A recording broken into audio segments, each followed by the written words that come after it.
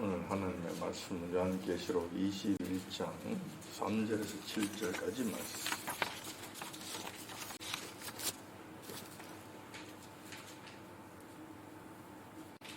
신약성경 421페이지에 있습니다. 다 찾으신 줄 알고 제가 받들어 봉독하겠습니다. 요한계시록 21장 3절에서 7절까지 말씀.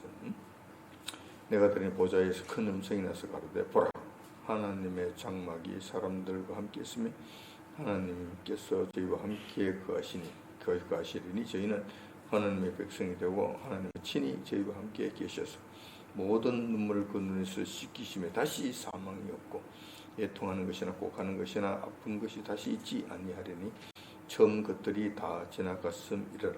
보좌에 앉으신 이가 가라사대 보라, 내가 만물을 새롭게 하노라 하시고 또 가라사대 이 말은 신실하고 참되니 기록하라 하시고 또 내게 말씀하시되 이루었도다. 난 알파와 오메가요 처음과 나중이라. 내가 생명수 샘물로 목마른 자에게 값없이 주리니 이기는 자는 이것들을 유업으로 얻으리라. 나는 저희 하나님이 되고 그는 내 아들이 되리라. 아멘. 본 말씀을 중심으로 해서 내가 만물을 새롭게 하노라 라는 제목으로 말씀을 나누고자 합니다. 오늘은 2024년 마지막 밤을 보내는 날입니다.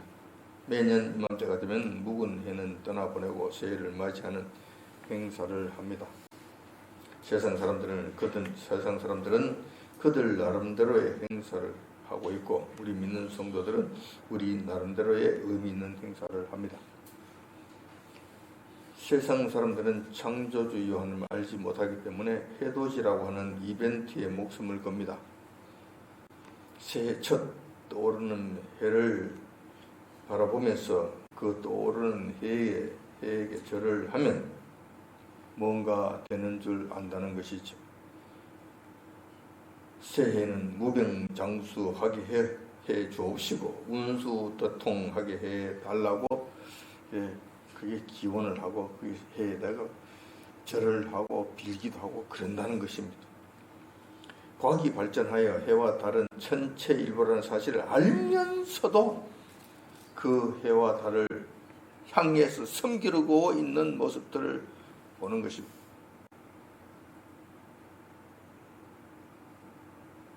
그들은 이것이 사실이 아니라는 것 알고 거기에 힘이 없다는 것 알고 그게 무슨 능력이 있는 것이 아니라는 것을 알면서도 거기에 가서 그런 일들을 행한다는 참 영적으로 무지한 것이 이렇게 바보 같은 일들을 한다는 것을 우리가 보게 됩니다.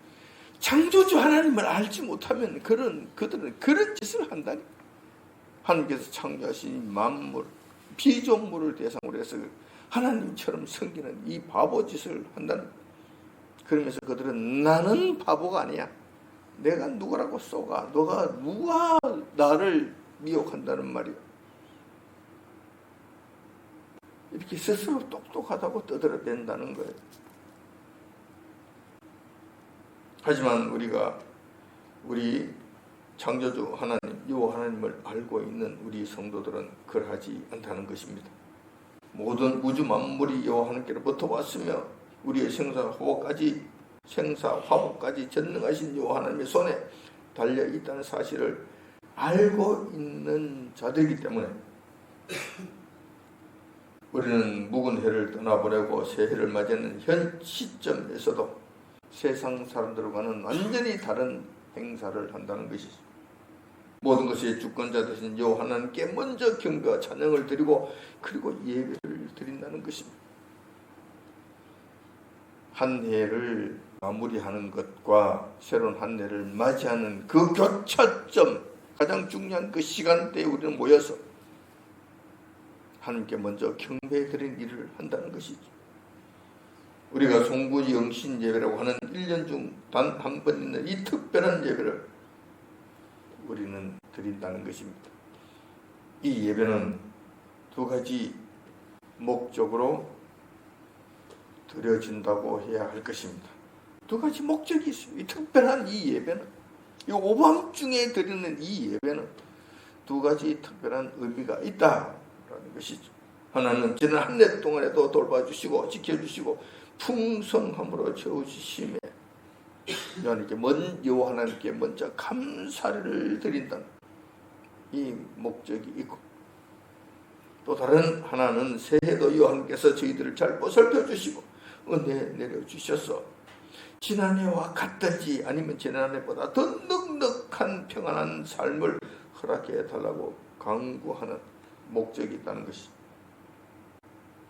다시 말해서 지난해에도 저희들을 지켜주신 주님께서 새해에도 어김없는 축복을 허락해 달라는 소원을 가지고 드리는 예배가 된다는 것입니다. 물론 좀 더 구체적으로 들어갈 것 같으면 조금 전에 여러분들이 기도의 제목들 쓰는 나눔과 같이 세상 부분에 있어서 아주 좀 세분화될 수 있는 일들이 있을 것입니다. 그러나 결국은 이렇게 이쪽으로 가게 된다는 것입니다. 하나님께 모든 것을 맡기고 하나님께 모든 것을 걸고 하나님께만 무릎을 꿇고 하나님께만 간구하고 하나님께만 복을 달라고, 그리고 하나님께만 경배해 드리는 이 예배를 드리게 된다는 것입니다. 세상 사람들하고는 완전히 다른 판이한 일들을 한다는 것. 따라서 오늘 이 시간은 지난 한 해 동안 있었던 중요한 일들을 다시 한번 살펴봄으로써 주님께 감사드릴 것은 감사드리고 반성할 것은 반성하고자 하는 것입니다.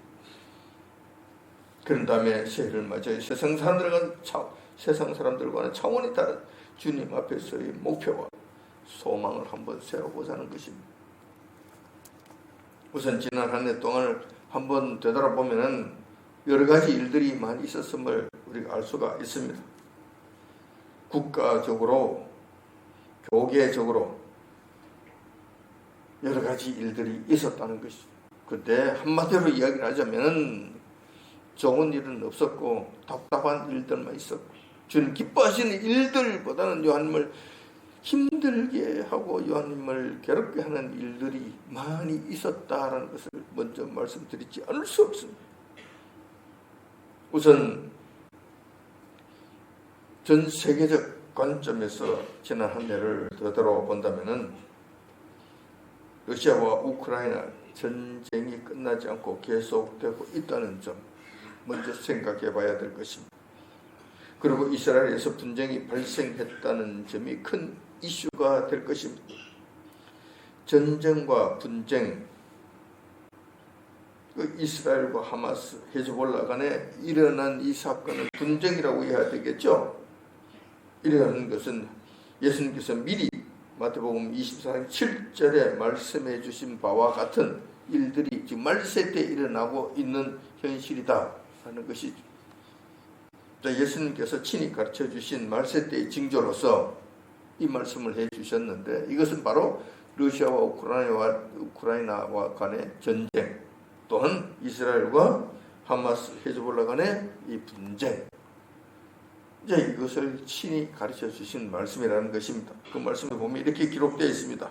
민족이 민족을, 나라가 나라를 대적하여 일어나겠고 천체의 기근과 지진이 있으리니 이 모든 것이 재난의 시작이라 라고 하신 말씀이 이 땅에서 이루어지고 있는 현상이다 라고 말씀드릴 수 있다는 것이죠.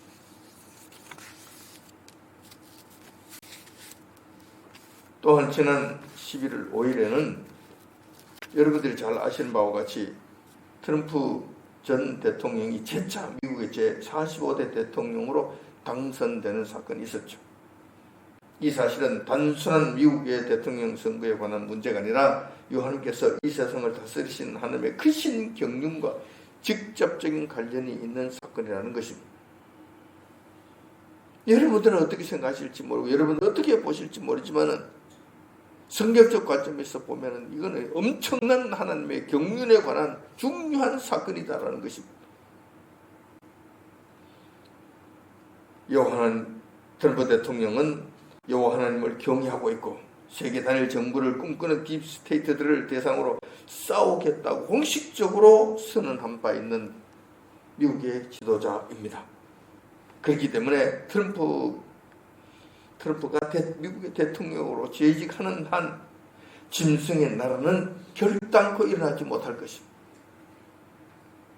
따라서 트럼프 대통령의 당선은 요한께서 이 땅에, 이 지구상에 남은 마지막 한 일에 7년이 임하는 이 시기를 늦추어 주셨다는 큰 의미가 있는 사건이라는 것이, 트럼프가 대통령이 됐다는 사실은 요한님께서 최소한 4년, 그 다음 8년이 될지 어떻게 될지는 모르겠지만, 재차 하면은 8년까지 될지 어떻게 될지는 모르겠지만 최소한 4년 이상 동안은 적 그리스도가 나타나는 이 환란의 때를 연기시켜 주셨다는 의미가 있다는 것입니다. 우리에게 다시 그만한 기회를 우리에게 연장시켜 주셨다는 의미가 있다는 것입니다. 아마도 딥스테이트들의 사주를 받고 있던 미국 민주당의 카말라 해리스가 대통령으로 당선되었다면 이 지구촌은 급속도로 짐승의 나라로 진입하게 되었을 것입니다. 뿐만 아니라 여러분께서 계획하신 마지막 7년의 때가 곧바로 시작되는 엄청난 결과가 되었을 것이라는 것입니다. 생각만 해도 아찔한 순간이라고 하지 않을 수 없습니다.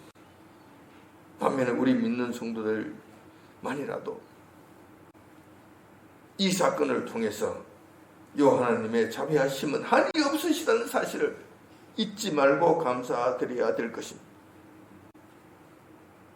트럼프 대통령이 당선된 이 사건은 우리에게 있어서 이렇게 큰 의미가 있는, 전 지구촌적으로도 큰 의미가 있는 엄청난 사건이었다라는 것입니다. 그 다음 이제 국제적인 사건을 떠나서 이제 국내 사건으로 좀 돌아와서 한번 살펴본다면은, 지난 한 해 동안에 있었던 주요 사건을 참담하지 않을 수 없습니다. 이 사건들은 우리 모두가 같이 겪었고 그래서 다들 익히 알고 있는 내용들입니다. 우선 지난 4월 15일에는 제22대 국회의원 선거가 있었습니다. 지난 한 해 동안 우리 성도님들과 저가 같이 늘 기도했던 기도의 제목이죠. 근데 그 선거 결과를 보면 어떻게 되었는가? 야당인 민주당이 175석, 그 외에 잡다한 야당이 17석, 합계 192석을 차지했고, 여당인 국힘당은 겨우 108석을 차지하는 결과가 나타났습니다. 부정선거가 전국적으로 그나마 과감하게, 그 어느 때보다도 과감하게 진행되었음에도 불구하고 여당이 개헌저지선인 100석 이상 108석을 확보하게 되었다는 이 자체가 너무나 감사한 일이 되었고, 이것이 너무나도 하나님께 경배드려야 될 일이며 우리의 기도의 결과라고 생각하지 않을 수 없는 일이 되었다는 것이, 개헌저지선만 확보해도 우리가 큰 일을 했다. 하나님께서 그나마 이 땅에 자비를 베풀어 주셨다라고 이야기할 수밖에 없다는 것. 조금 전에 우리 청군사님 기도하신 내용과 같은 이야기예요. 같은 내용이에요.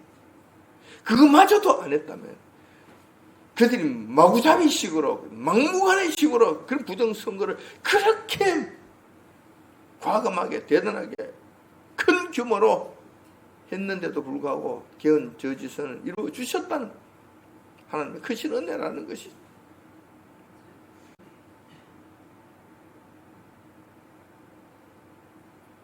그러나 이재명이가 이끄는 야당들이 다수 당임을 앞세워 정치 폭거를 행사하는 일은 우리가 지금까지 쭉 지켜봐온 바와 같습니다.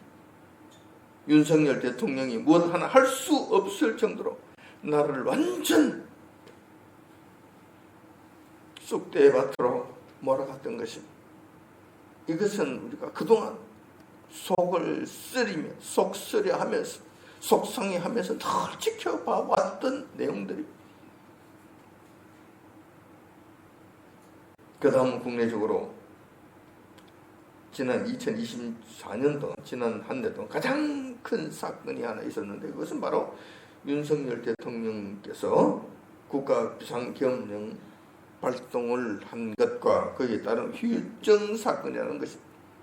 지금도 지금 이 문제로 인해서 지금 몸살, 이 나라가 몸살을 겪고 있는 것이죠. 야당 횡포에 견디다 못한 윤석열 대통령이 헌법이 주어진 그 권한에 따라서 지난 12월 5일 국가비상계엄령을 발동하였습니다. 그러나 국회에서 반대와 내각에서의 합의가 잘 안되는 문제로 인해서 6시간 만에 해제한 사건이 있었던 것입니다. 이 문제는 법적으로는 하등의 문제가 될 것이 없고 절차적 측면에서도 위법 사실이 전혀 없었습니다. 대통령으로서 얼마든지 할 수 있는 대통령의 권한 행사였던 것입니다. 정당한 권한 행사였던 것입니다. 그러나 이 죄명이가 이끄는 민주당이 다수당이라는 이점을 앞세워서 대통령을 탄핵하기 시작했습니다. 그 결과 어떻게 됐습니까? 물론 그동안 야당만으로는 8석이 부족하기 때문에 탄핵이 불가능해 보였습니다. 200석 이상, 200표 이상의 득표가 되어야 되는데 야당은 그냥 어중이처럼 합쳐도 192석밖에 되지 않잖아요. 그러니까 여당, 국힘당이 108석이 되어서 그들이 108석 전부 다가 이것을 반대하면 절대로 대통령을 탄핵시킬 수 없는 그런 사건이 된 것입니다.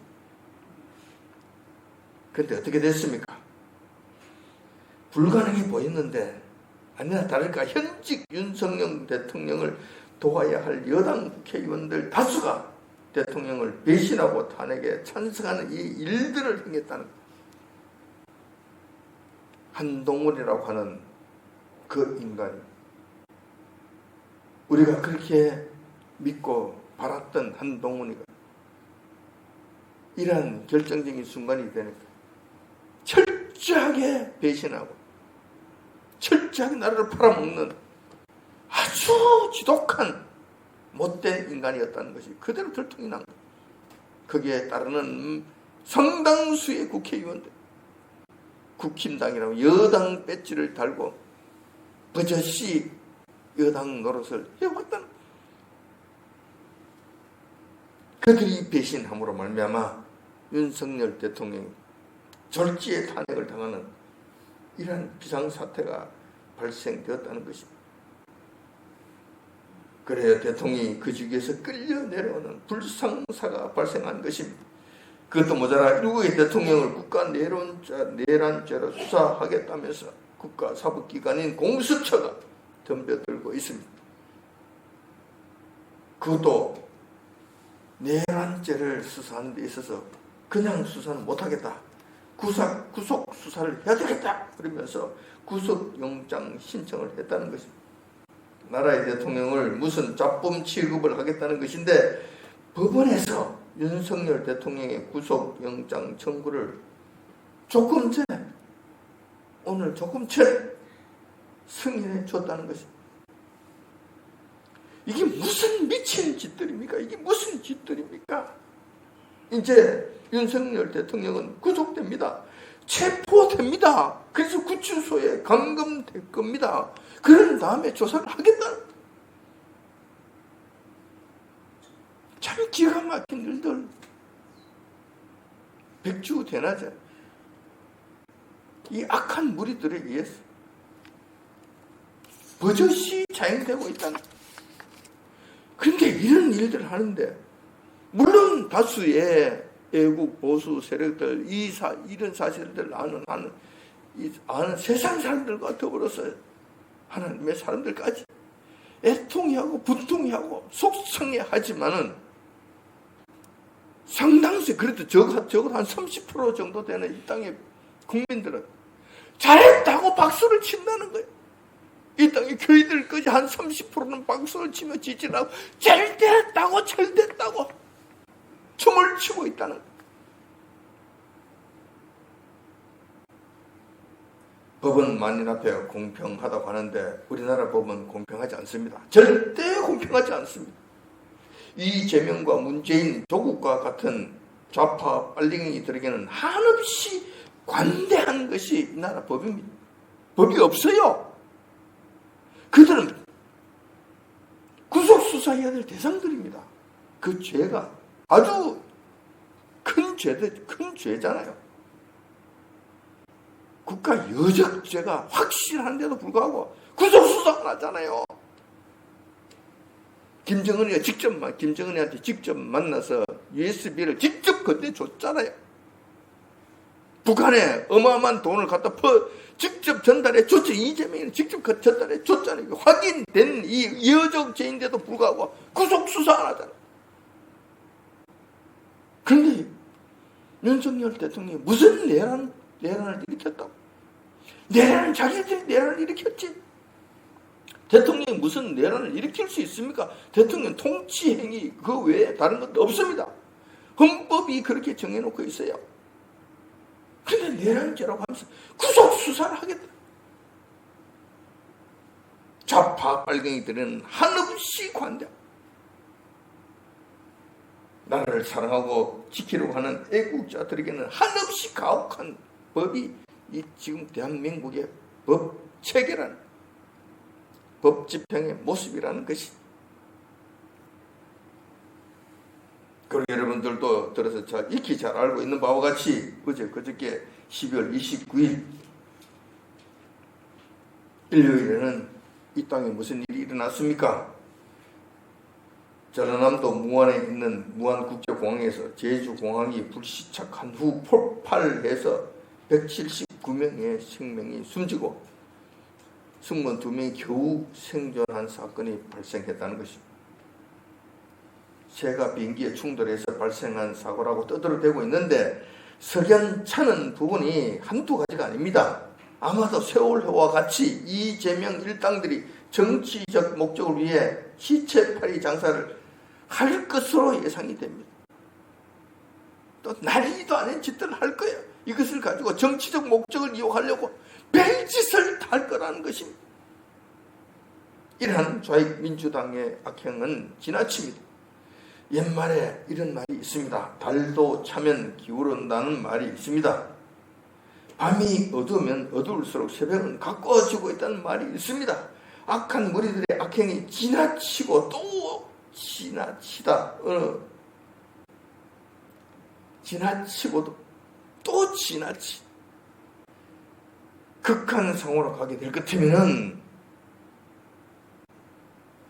이것은 다시 원래대로 돌아오게 되는, 달이 차면은 기울어지는 이 일을 이쪽으로 넘어가게 된다는 것이, 은행도 정상적으로 돌아가는 것이 없고 법도 전혀 지켜지지 않고 있는 상태입니다. 정말 문제가 되는 불법 선거는 이제 더 이상 거론조차 되지 못하고 수면 아래로 가라앉는 모습,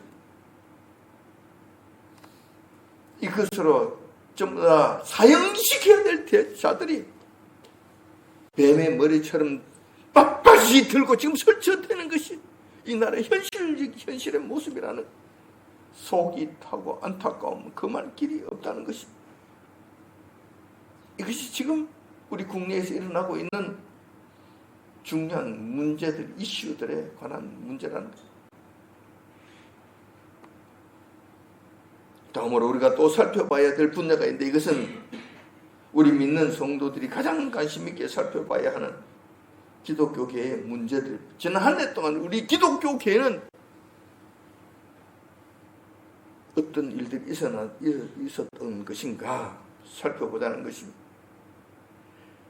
작년 2024년 동안 있었던 한국 교계의 일들을 살펴보면 마음이 정말 심란하기 짝이 없습니다. 먼저 지난 9월 22일부터 28일까지는 인천 송도에서 제4차 로잔 대회가 개최되었습니다. 그 유명한, 그리고 많은 성도들로부터 한참 곽광을 받고 있는 유기성이라는 목사가 주도한 행사였어요. 물론 배후에는 큰 교회 목사들이 뒤에서 밀어줬죠. 앞잡이 노릇은 유기성이가 했다는 것입니다. 이 행사는 말로는 복음을 전 세계에 전파해야 하는 단체의 모임이라고 떠들어대지만 실질적으로는 WCC의 동생격되는 조직입니다. 세계 종교 통합을 목표로 움직이는 반기독교적, 반배도적, 우리 주님을 대적하는, 적극적으로 대적하는 그런 행사라는 사실. 우리나라는 지난 2014년 부산 백스코에서 이런 개최된 WCC 총회를 알고 있습니다. 이 행사로 인해서 이 나라가 얼마나 큰 위기를 당하게 됐는지 우리 몸소 경험한 바 있는 그런 행사입니다. 그런데 그것만 해도 이 나라가 이렇게 큰 혼란을 겪게 되는 직접적인 지옥의 문을 연 행사였는데, 이번에도 로잔 대회라 하는 또 다른 반기독교적 세계적 행사를 감행함으로 인해서 이 나라가 앞으로 어떻게 될지 모르겠다는 것, 너무 위험한 일들을 지금 했다는 것입니다. 로잔 대회라고 하는 것, WCC도 마찬가지고 로잔 대회 마찬가지. 결국 이들은 로마 교황의 통제하에 있는 단체들이고 그들 통제하에서 움직이는 세력들입니다. 그래서 로마 교황이 주도하는 세계 종교 통합에 적극적으로 참여하는 앞잡이 노릇을 하는 단체들이라는 것입니다. 이들로 인해서 교회의 마지막 때 배도의 길을 활짝 여는 일을 지금 한다는, 배도의 길을 닦고 있는 거예요. 지금은 저들이 교계에서 이런 일들을 행했다는 거예요.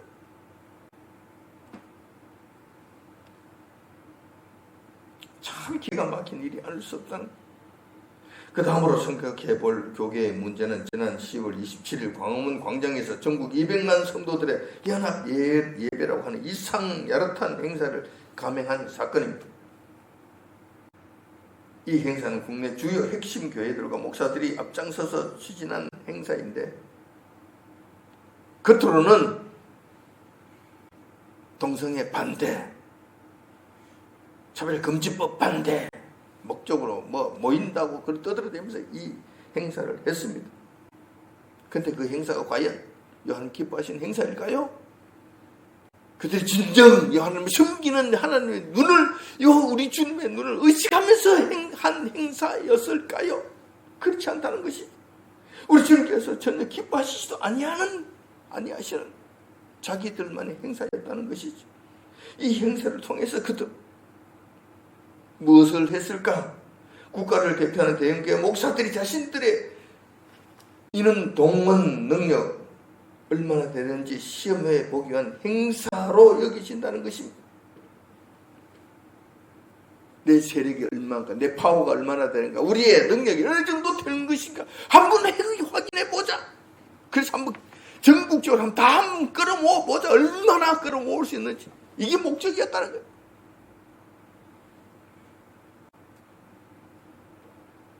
이런 행사에 주님을 향한 회개와 헌신을 앞세웠을까? 찾아볼 수 없습니다. 주님을 향한 헌신 없습니다. 주님을 향한 회개 없습니다. 이런 것들이 그 증거라고 할 수 있을 것입니다.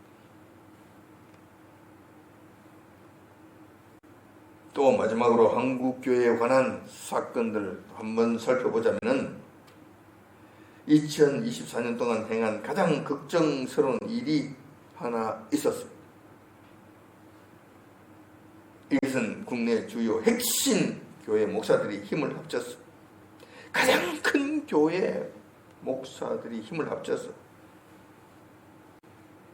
2025년 10월 달에 WEA 세계 총회를 서울에서 개최하기로 결정했다는 사실. 세계 복음 연맹이죠. WEA는 세계 복음 연맹입니다. 세계 복음 연맹 WEA는 말이 세계 복음화를 위해서 우리가 새로운 복음을, 참된 복음을 증거하는 그런 단체로서 새롭게 거듭난다고 떠들어대는데, WCC가 뭔가 좀 이상한 것 같으니까 우리가 새롭게 복음을 전하는 단체로 새로 만들어야 되겠다 해서 만든 것이 WEA인데, 똑같은 놈들이야. 똑같은 놈. WCC가 큰 형님이라 그럴 것 같으면 WEA는 둘째 형, 로잔대는 막내 동생격이라는 거. 이거 개최하겠다는 거. 이제 마지막 남은 지옥의 문 마저 열어 젖히겠다고 그들이 팔을 걷어붙이고 덤벼든다는 거예요. 자, 여기에 주도한 인간들이 있는데 이 주도한 자가 예도 순복음교회 이영훈 목사, 사랑의 교회 오정현 목사, 그리고 그 외에도 이 일에 주도적으로 참여하고 있는 목사들이 있는데, 한국중앙교회 김석순 목사, 이름 한국중앙교회. 그러니까 여러분들이 뭐야 이 교회가 무슨 교회야? 잘 알지 모를지 모르겠는데, 이 감리교 교회인데 서울 종로에 있는 아주 큰 교회입니다. 돈 가치로 따질 것 같은 그 교회, 어마어마한 돈 가치를 가지고 있는 그런 교회. 종로, 서울 종로 땅에 한 평에 아마 매덕 할걸요? 매덕 할걸? 그 요지통 땅을, 엄청 큰 땅을 지금 차지하고 있고, 그 큰 건물을 지어놓고 있는 그런 교회예요. 인원이 많지는 않지만, 재력으로는 국내 손꼽히는 아마 교회일걸요? 그 교회 목사. 그게 한국중앙교회 목사. 그 다음에 김상식 목사, 성결대 총장으로 하는 김상식 목사. 이 사람은 난 잘 몰라요, 사실상. 근데 총장이라네. 그것도 신학교 총장이라네. 그 다음 김상복 목사, 할렐루야 교회 원로 목사. 김상복 목사 여러분 잘 아시죠? 여러분들이 서울에 있는 양재동 그 요지통, 그게 엄청난 큰 교회를 지어놓고 거기에서 큰 목회를 한 그런 유명한 목사입니다. 그리고 전번에 WEA 총재 역할까지 했던 그런 유명한 목사입니다. 이런 자들이 앞장서서 일을 주도하고 있다는 거예요. 그래서 그나마 이거 하나 남은 WEA 총회까지 내내 기어코 이 땅에서 개최하겠다는, 끝장 내고 말겠다는 기어이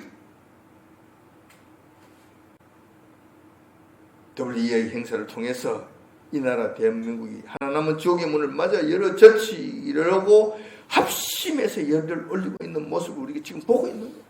여러분들이 어떻게 보시는지 몰라요. 한국 기독교계 다른 교회들과 다른 많은 교인들과 성도들, 이것이 무엇인지 제대로 알지 못하고 있는 것 같아요. 지금의 혼란 상황을 감안할 때 한국교회는 전기에 무릎 꿇고 통해 자복하는 일부터 먼저 해야 할 것입니다. 그러나 그렇게 한다 할지라도 지금 주님께서 용서해 주실지, 이 땅을 회복시켜 주실지, 그건 아직도 의문이라는 거예요. 지금 이 상태에서 우리가 WEA 지옥의 문을 열는 것이 아니라 그들이 합심해 나와 지금 주님 앞에 무릎 꿇고 통해 자복해도 주님께서 용서해 주실지 안 해주실지, 이 땅을 회복시켜 주실지 안 해주실지, 그것조차 의문이라는 거예요. 이렇게 심각한 상태에서 그것을 하는 것이 아니라 마저 남은 지옥의 문 열지 못해서 지금 안달복달하고 주님 정말 싫어하시는 그 일을 악착같이 하겠다고 덤벼들고 있다는 것. 기가 막힌 상황으로 하지 않을 수 없다는 것입니다. 지금까지 한 해를 마무리하면서 국내 정치적으로 또한 국내 기독교계적으로 한번 살펴본 결과 올 것이 온 것이라고 생각이 됩니다. 우리가 마땅히 당해야 될 고난을 자초하고 있다고 해야 할 것입니다. 이 사실을 지금 확인하게 됐다는 것입니다. 그렇기 때문에 2025년은 우리 믿는 성도들에게 있어서 결코 희망찬 새해가 되지 못할 것이라는 안타까움이 있습니다. 절대로 희망차지 않습니다. 절대로 소망이 없습니다. 지금 한국교회가 주님 앞에 무릎 꿇고 엎드린다 하더라도 될지 말지 않는데 지금 오히려 거꾸로 가고 있다는 거예요. 한국교회가 이런 식으로 베드로를 고집한다면 희망 대신 오는 2025년 더욱 혹독한 겨울이 될 것으로 예상된다는 것입니다. 더 이상 그 어떤 세상적 희망도 없다는 것입니다. 우리 주님께로부터 오는 징계의 막대기는 더욱 매서울 것으로 예상된다는 것입니다. 우선 예상되는 우리 주님의 징계의 막대기는 이런 것입니다. 제가 예측한 바로는 예상되는 주님의 징계의 막대기. 1차적으로는 경제적 어려움으로 올 것으로 예상이 됩니다. 주님께서 마태복음 24장 7절에 이 말씀해 놓으셨잖아요. 기근을 말씀해 놓으셨잖아요. 이 기근은 지금 경제적 어려움입니다. 이것을 보내실 것으로 예상이 됩니다. 절대로 내년에 우리나라 경제 좋아지지 않습니다. 서민들의 삶 고통스러워지게 될 것입니다. 어려워지게 될 거예요. 허리띠 졸라매야 될 것입니다.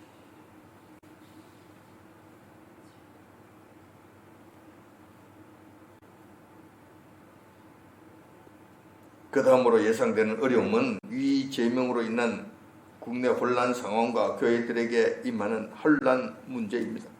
다시 말해서 예배 드리고 신앙생활 하는 것이 자유롭지 못하고 일정 부분 제약을 당하지 않겠는가 하는 생각이라는 거예요.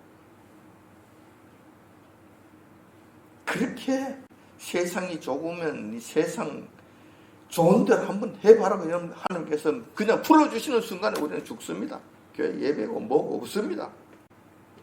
난리가 난다는 거예요. 이것이 기회적 어려움이 어떤 식으로든지 오지 않겠나 하는 두 번째 불길한 예감이라는 것입니다. 그 다음 예상되는 것은 최악의 상황으로서 일어나서는 안 되는 일이지만 그러나 하는 우리 주님께서 징계의 막대기로 사용하실 마지막 카드가 이것이 아니겠는가 하는 생각이 든다는 거예요. 이것이 무엇이냐면 북한에 의한 국지적 도발, 전쟁이 일어난다는 것이 어느 곳에서 어떻게 일어날지 몰라요. 울산은 북한에서 멀리 떨어져 있으니까 우리는 안전하다. 천만의 말씀. 요즘 국지전은 그렇게 일어나는 것이 아닙니다. 그냥 한 팀들 보내서 그냥 소란스럽게 만드는 거예요. 한 무장공비 한 100명만 울산 시내 갖다 풀어놔 보세요. 어떻게 될 것인가. 그리고 석유화학단지 그냥 불바다 만들고 한번 해보세요. 어떻게 될 것인가. 정신 못 차리게 될 거예요. 어디서 어떤 일이 어떻게 벌어질지는 모릅니다. 울산 땅이 안전하리라고는 보장은 하지 마십시오. 물론 서해 5도가 가장 위험합니다. 전방지역이 위험한 건 더 위험한 건 맞아요. 그렇지만 울산이라고 해서 안전하지는 않을 것이다 라는 것입니다. 이런 일이 일어날까 염려스럽다는 거예요. 뿐만 아니라 중국 공산당에 의한 이 나라 침략은 야금야금 일어나게 될 거예요. 주권이 점점 침탈당하고 이 땅이 잠식당하는 일들이 일어날 것으로는 보인다는 거예요. 우리는 이러한 일들만큼은 일어나지 아니하도록 우리 깨어 기도해야 될 것입니다. 이것만큼은 막아야 된다는 거예요. 막아야 된다는 거예요. 그러면 이 땅에 많은 살상이 일어나게 되고 많은 교회가 물리적 힘에 의해서 강압적으로 폐쇄되고 강압적으로 죽임을 당하고 하는 일들이 일어나게 된다는 거예요. 자, 이런 것들이 예상이 되는 2025년도 참담한 현실이라는 것입니다. 그러나 우리 믿는 성도들은 모든 것의 주권자 되시고 인생의 모든 선악간에 반드시 심판하시는 여호와 하나님, 우리 예수님을 주님으로 모시고 사는 자들입니다. 우리의 소망은 이 땅에 있는 것이 아닙니다. 우리 주님께 있음을 여러분들 믿으시기 바랍니다. 우리를 향하신 하나님의 뜻은 결코 이런 것이 아닙니다. 우리가 이 참담한 가운데 빠져 헤매는 것이 하나님의 뜻이 아니라는 것입니다. 궁극적 하나님의 뜻은 아니라는 것입니다. 이 사실은 제가 여러분들에게 그냥 입에 발린 소리를 하는 것이 아니라 예레미야 29장 11절에 기록되어 있습니다. 거기에 보면은 우리 주님께서 이렇게 말씀해 주신, 나 여호와가 말하노라, 너희를 향하신 나의 생각은 내가 아나니 재앙이 아니라 곧 평안이요 너희 장래에 소망을 주려는 생각이라 라고 말씀하셨습니다. 이것이 우리 주님께서 저희들을 향하신 주님의 뜻이라는 거예요. 이렇게 되기를 원하신다는 궁극적인 하나님 주님의 원하시는 바는 궁극적으로 이렇게 되는 것을 원하신다는 것, 이대로 이루어 주실 줄 압니다. 당분간은 힘들지 모르지만 궁극적으로는 이렇게 이루어 주신다는 것, 이 사실을 여러분들이 기억하시기 바랍니다. 또한 히브리서 10장 39절에 보면 이렇게 기록되어 있습니다. 우리는 뒤로 물러가 침륜에 빠질 자가 아니요 오직 영혼을 구원하며 이런 믿음을 가진 자니라 라고 가르쳐 주셨습니다.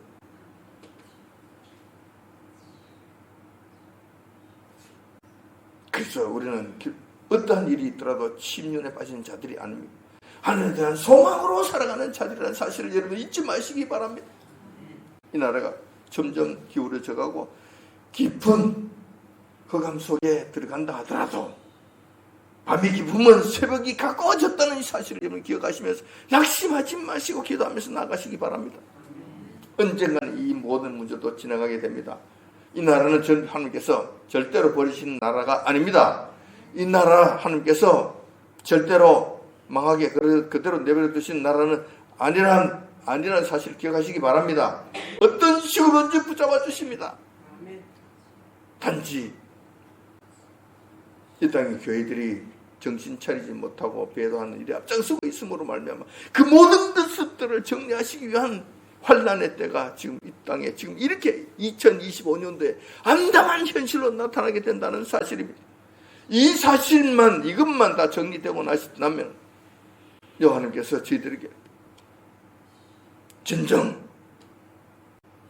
나의 생각은 내가 하나님 재앙이 아니라고 평안이요 너희 장래에 소망을 주시려는 이 일을 이루어 주실 것으로 확신합니다.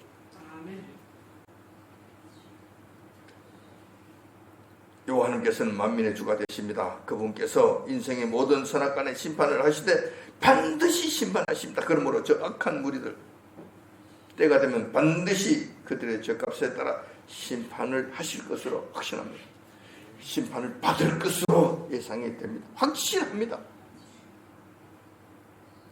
우리 주님께서 원하시는 마지막 목표는 모든 악을 소멸시키고 여호와님께서 기뻐하시는 완전한 평안의 시대를 이루시는 것입니다. 반드시 하나님께서 약속하시고 말씀하신 대로 이루어지실 것입니다. 그때까지 낙심하지 말고 인내하면서 믿음을 지켜야 할 것입니다. 주님께서 친히 모든 눈물을 그 눈에서 씻기심에 다시 사망이 없고 애통하는 것이나 곡하는 것이나 아픈 것이 다시 있지 않게 해주실 것입니다. 그러신 다음에 보라 내가 만물을 새롭게 하노라라고 선언하실 것입니다. 궁극적으로는 이렇게 된다는 사실 여러분을 잊지 마시고 이 말씀의 소망을 붙들고 사시기를 바랍니다. 그럼 내년 한 해, 올 한 해도 비록 세상적으로는 소망이 없지만 우리 주님께서 반드시 모든 것을 새롭게 해 주시겠다는 그 명령에 의해서 새롭게 되실 것을 기대하면서 하시면서 이 암울한 시대를 소망으로 극복하시기를 주님의 이름으로 축원드립니다. 기도하겠습니다.